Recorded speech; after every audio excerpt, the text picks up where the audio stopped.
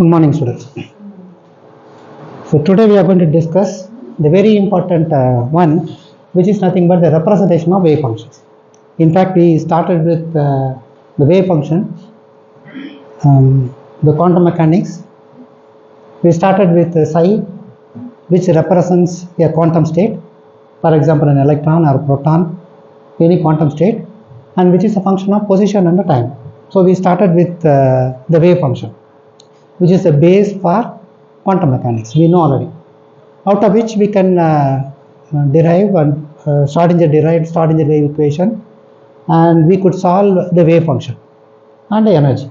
So this is the base, and in fact that represents the position coordinate.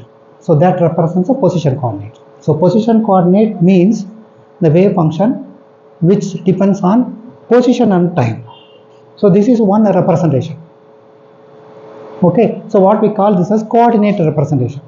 So whatever we studied so far, the models, the derivations, time dependent, time independent, all those things, they belong to coordinate representations, in which the wave function depends on position and time. So this is one set of coordination.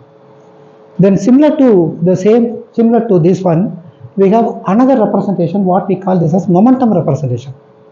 So momentum representation is a phi is the function, wave function, which depends on momentum and time.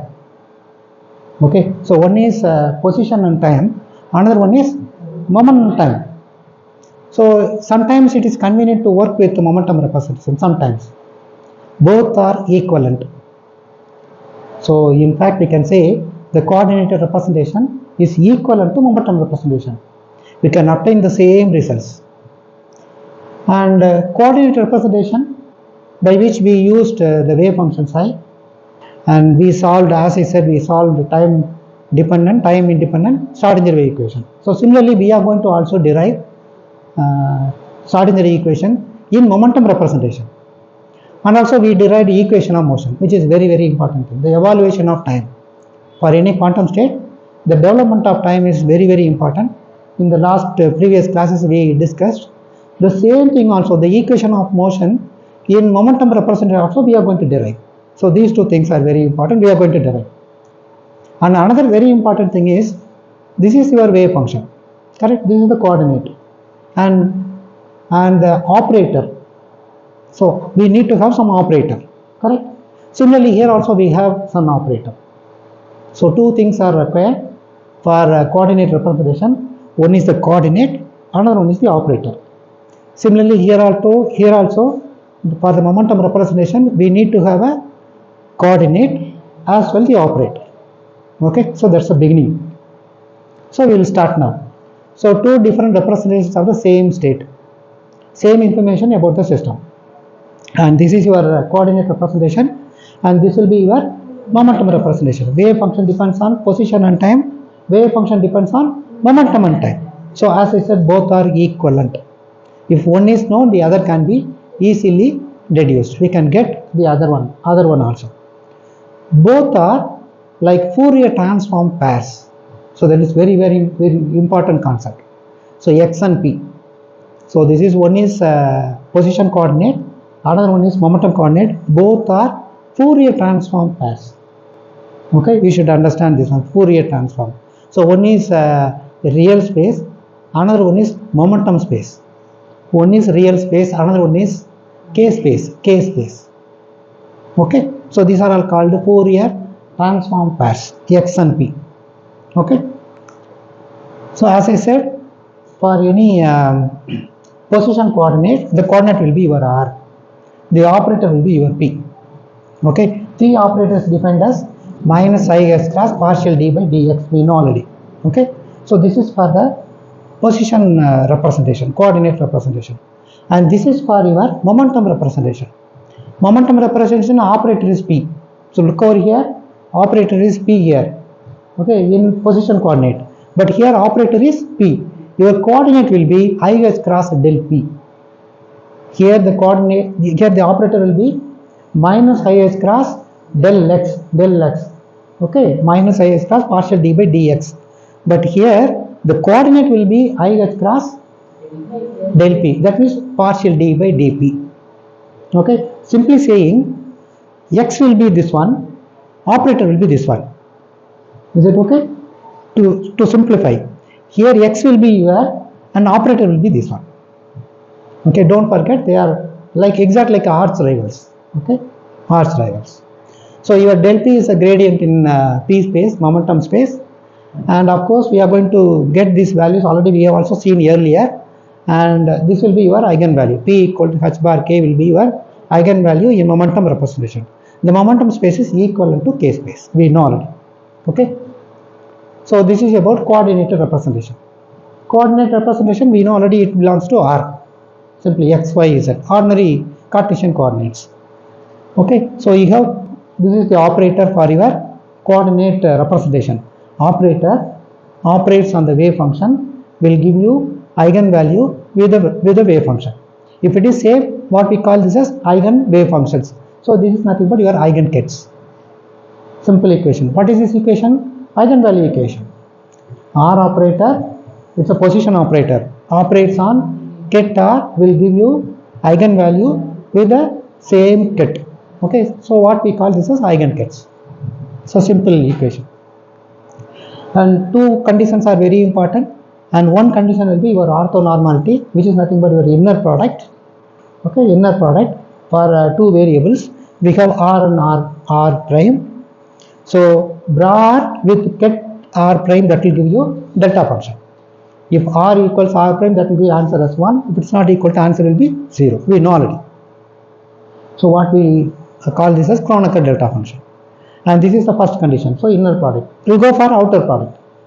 So outer product is nothing but you have ket R and bra R dash. Okay. So this is called completeness. So integration of this factor, okay, this outer product multiplied by d tau, d cube r, that will give you identity matrix. So these two conditions are very important. We have already studied.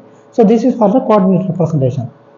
And any psi can be written as identity operator multiplied by identity operator operates on same psi. So we know already this, correct? So from the previous expression, I equals this one. From the previous equation, I equals this one. So instead of I, just a substitute here. We will get this ket psi equals this one. Is it okay? Is it clear? See, d cube r is here. Okay, this will be your I, the same psi. Okay, this is very important. This is represented as psi of r. This is represented as psi of r. Okay, in quantum mechanics, this is the way how to represent psi of r and these two terms. So this represents psi of r. I can pull psi of r anywhere. Okay, out. So this psi of r I have brought it here. This r ket r is here. So the same equation can be written as like this. Okay. So psi of r is nothing but this one, which represents the component of psi in r basis. R basis r1, r2, r3, r4 dot dot dot rn. So this is r basis. So coordinate basis. So this is known as the wave function for the same state vector psi. The operator r is a Hermitian. So r sandwiched between ket psi and bra phi will be r dagger sandwiched between ket phi and bra psi. So where r dagger equals r because it's a Hermitian. Okay, so this is for the coordinate representation. Similarly, we can also explain about momentum representation. So this is for the momentum representation, that is for the coordinate representation. The same equations we are going to implement. Only thing is here it is we are going to write as P. There it is R. That's all.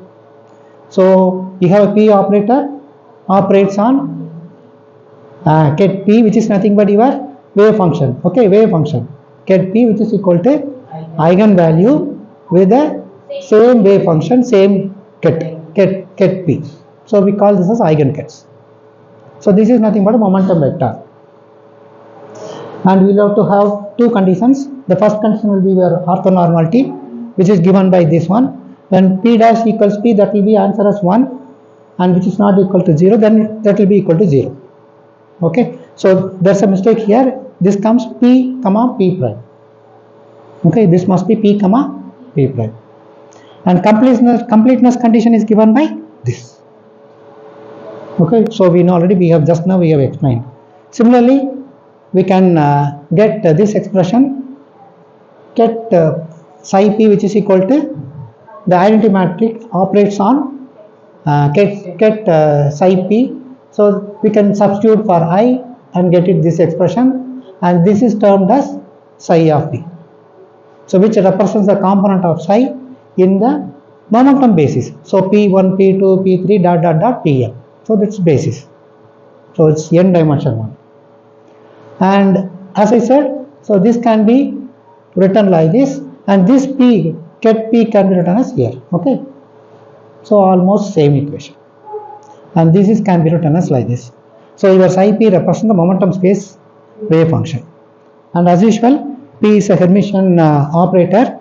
So p operator sandwiched between your ket psi and bra phi will be p dagger sandwiched between your ket phi and bra psi. So p dagger equals p. So one is coordinate representation, the other one is momentum representation. So that's our definitions for these two. Okay. Now we are going to get the connection between coordinate representation and momentum representation, one, and second one is operator for momentum. Okay, operator for coordinates. Okay, third one, and next one will be equations of motion. The last one will be Schrodinger equation. So that's all. That is the end. So connection of coordinate representation and momentum representation. We know already this one. Okay, so eigenvalue equation for any momentum representation is given by p operator operates on the wave function, will give you eigenvalue with a wave function. Okay, so p equals minus I h cross del, we know already. So minus I h cross del phi p equals p phi p.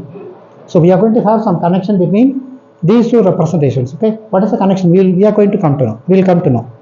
So you will have minus I h cross del phi p equals p phi p. Okay, so this can be written as partial d by dx. I have written like this.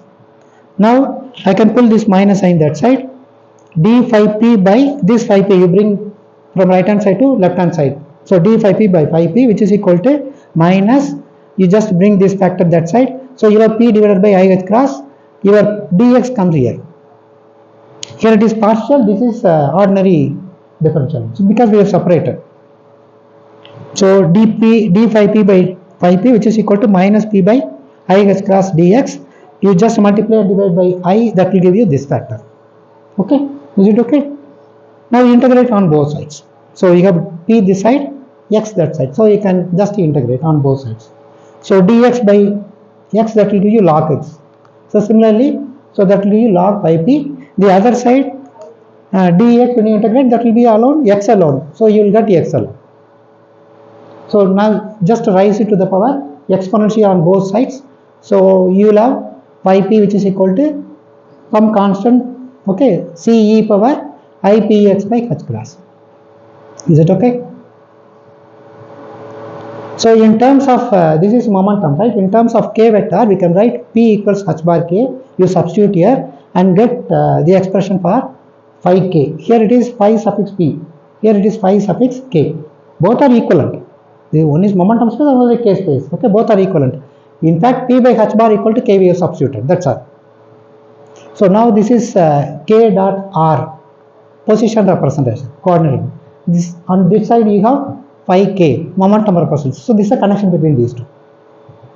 So the title goes connection between these two. So this is a connection between these two. Is it okay? Any doubt? Now we just substitute. We will have to get the eigenvalue of momentum. You just substitute minus I h cross del phi k. Correct? Instead of phi k, you substitute here. Minus I h cross del phi k equals p phi k. So that's a thing. So instead of phi k, just substitute this one. P is here. Substitute for phi k, you will get this. Okay. You will have to differentiate with respect to x. This is partial d by dx. So x. So you will get this. So ik, correct? Minus I h cross is here. You will get ik. The same thing. Here the same thing. Okay. Now you just strike it off these two. You will have I into I squared minus 1. So you will have plus h bar k. So p equals h bar k. That's all. H bar k equals p. So p equal to h bar k. So this is the eigenvalue of the momentum operator. And it indicates that e power ikr is the eigenfunction of the momentum operator. Okay, is it okay? The connection between these two operators, these two representations. Okay. Now these things are very important. Just now I said about in the introduction about the Fourier transform pairs. Can you remember? So x is the position representation and p is in momentum representation. Both are Fourier transform pairs, x and p. Okay, one is in k space, another one is the real space. So we have already studied in mathematical physics about Fourier transform. Okay, Fourier equations. So this is in the real space, this is in k space. The connection between these two is given by this. Okay, this equation already we studied in Fourier transform. Okay, similarly we can go for Fourier transform, inverse Fourier transform. We will get phi of kt equals 1 by 2 pi e power, here it will e power ikx, here it power minus ikx. Okay, Fourier transform. So this is in k space. Similarly you can go for in p space. We will get 2 root of 2 by h bar. In k space there will be no h bar. Okay, in p, okay, p space we will have h bar, don't forget. Okay, we'll be using this one, the same type. Okay, so we have Fourier transform pairs for position and momentum. So that's the relation between these two is given by Fourier representations. Okay, is it okay? So these four equations, especially these two equations, often will be using rest of the derivations. So just remember these two equations. Okay. Now the first one, operator for position coordinates. What is the operator for position coordinate? So we are going to derive.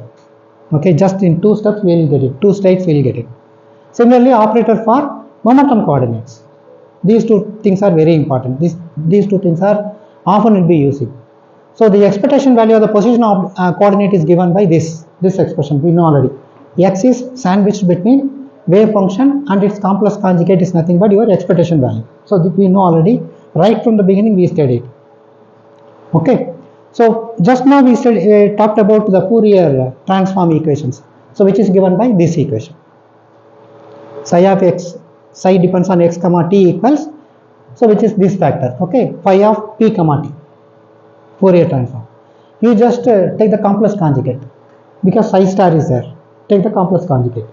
X is here, and you have ordinary wave function. Is it okay? So you substitute now here, taking the complex conjugate and substitute for psi of x, and take the ordinary wave function, substitute for your psi of x. This is psi star of x. This is psi of x, and of course x is in between. Don't forget. Is it okay?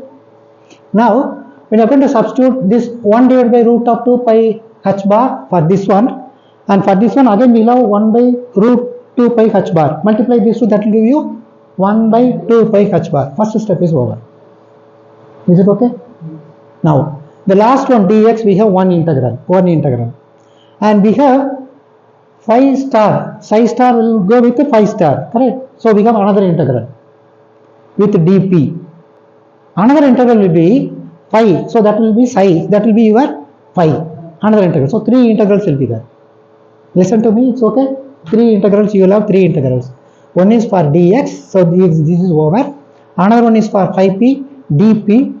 Then another one integral for dp prime. So we should not go with always p and p another prime. So we will have to just change the index. So index as p prime. Okay. So this one for p and this for p prime. And of course your x is here somewhere. So don't forget. Is it okay? We have 3 integrals. Simplified as simplified. You are going to multiply 2 times. So you will get this one. This is the first integral. And your phi star will be the second integral, and your phi will be the third integral. So one integral with respect to dp, another integral will be dp prime. Is it okay? And you have to take the complex conjugate of this e power ipx. So that will give you e power minus ipx by h class. Is it okay? This equation, simplified equation. We are going to have a trick here. It's a very important thing. So this term alone, e power ip prime x by h class. So I am going to differentiate this. Okay, I am going to differentiate this. So that will give me ix by h cross, the same term. Correct? I am going to keep x alone, x into e power this term alone. I bring this term I by h cross to that side. So that will give me, okay, that will give me x e power ip prime x by h bar, which is equal to h bar divided by I d by dp e power this term. Is it okay? So x multiplied by exponential term, which can be replaced by this term. Is it okay? So here we have x multiplied by this term. I am going to replace these two terms by this expression. Is it okay? Shall I repeat? See, we have x e power ipx by h cross. Okay, I am going to differentiate this term. Differentiating this, that will give you with respect to p. Don't forget, this is not x with respect to p. So with respect to p means you will get ix by h cross. So ix by h cross. Okay. So the same e power ipx. Now we need only x e power ipx by h cross. So x e power ipx. So just bring all the terms, that will give you h bar divided by I multiplied by d by dp prime and this term e power ipx. So x multiplied by this term can be replaced by this. So we have replaced. Is it okay? This equation, very simple one. All the other terms and all, let it be like this. Now just take the third integral. This is first integral, second integral and third integral. Just take the third integral and we are going to integrate this by integration by parts, udv method. Okay, so this term we are going to integrate with respect to udv method. So we have the last, this term. Okay, h bar divided by I have brought it outside. So this can be termed as u and this term can be written as dv. So this can be denoted as dv. So u dv equals uv minus v du. So this is u. So this is your dv. Okay. So v will be this part alone. Correct. d by dp e power ip prime x by h bar dp will be your dv. So v will be your this part alone. Very simple. So you have uv. First part will be h bar divided by I. This will be your u and this part alone will be your v, with the units minus into plus infinity. Is it okay? Minus v du. Your v is here. Du is just to differentiate with respect to p. So that will give you p prime. This p prime is there. So d by dp prime, same term. Is it okay? Now you substitute minus infinity plus infinity in this first part alone. The wave function will disappear. E power infinity will be infinity. So that wave function will disappear. So wave function will not be there. So putting the limits, that will give you answer as 0. So you will get 0. On either side, wave function will disappear. Okay, at infinity, minus infinity and plus infinity, wave function should disappear. That's the criteria for any quantum mechanics concepts. So this wave function will not exist at infinity. So this term will be 0. You will have only this term alone. Clear? So we are going to have this term alone. So you just, so you will have h bar divided by I with a minus sign is here. Okay.